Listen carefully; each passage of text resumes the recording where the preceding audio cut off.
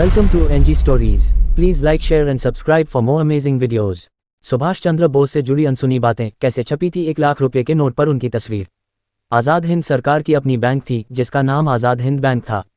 Azad Hind bank की स्थापना साल 1943 में हुई थी। इस बैंक के साथ 10 देशों का समर्थन था। आज़ाद हिंद बैंक ने 10 रुपये के सिक्के से लेकर 1 लाख रुपये का नोट जारी किया था। 1 लाख रुपये के नोट पर सुभाष चंद्र बोस की तस्वीर छपी थी। तुम मुझे खून दो, मैं तुम्हें आज़ादी दूंगा, जय हिंद जैसे नारों से आज़ादी की लड़ाई को नई ऊर्जा देने वाले नेताजी सुभाष चंद्र बोस है। आइए जानते हैं उनसे जुड़ी अनसुनी बातें। सुभाष चंद्र बोस हमेशा साथ में जिन चीज़ों को रखते थे उसमें भगवद गीता भी थी, जिसे वो रोज पढ़ते थे। इससे उन्हें शांति और शक्ति मिलती थी। उसी के अनुरूप वो काम करना पसंद करते थे।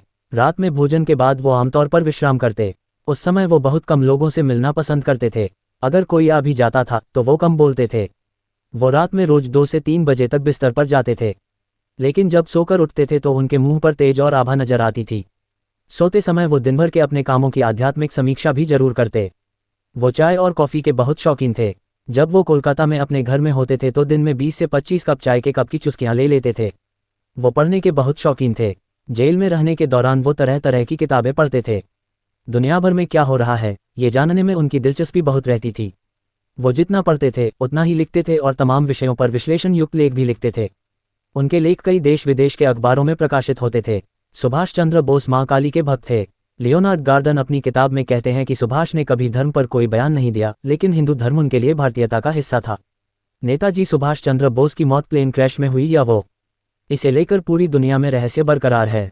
आज़ाद हिंद फौज के दस्तावेजों के मुताबिक भारत में केवल कर्नल निजामुद्दीन ही ऐसे जिंदा शख्स हैं जो नेताजी के करीबी थे। 114 साल की उम्र के निजामुद्दीन यूपी के आजमगढ़ जिले के मुबारकपुर के रहने वाले हैं। कर्नल निजामुद्दीन आज भी नेताजी की बात करते हुए फक्र महसूस करते हैं। नेताजी की बातें करते वक्त उनकी आंखें भर आती हैं। वो बताते हैं कि बर्मा में छितांग नदी के पास 20 अगस्त 1947 में नेताजी को उन्होंने आखिरी बार नाव पर छोड़ा था। इसके बाद से आज तक उनसे मुलाकात नहीं हुई। कर्नल निजामुद्दीन बताते हैं कि आज़ाद हिंद फौज के गठन की भूमिका के साथ नेताजी ने आज़ादी का बिगुल पूरे भारत में फूंका और ज़्यादा से ज़्यादा लोगों को रंगून के जुबली हॉल में इकट्ठा होने को कहा। जुलाई 1943 को बर्मा, सिंगापुर, रंगून के प्रवासी भारतीयों ने आज़ाद हिंद फौज के फंड के लिए 26 बोरे सोने, चांदी, हीरे जवाहरात और पैसों से नेताजी को तराजू में तौल दिया था। निजामुद्दीन के मुताबिक हमने पीठ पर लाद कर बोरों को कोषागार में रखा था। सबने शपथ ली थी कि देश की आज़ादी के लिए सब कुछ कुर्बान कर देंगे। लोगों का स्नेह देखकर नेताजी भावुक हो उठे थे। हमेशा पढ़ाई में डूबे रहते थे सुभाष चंद्र बोस।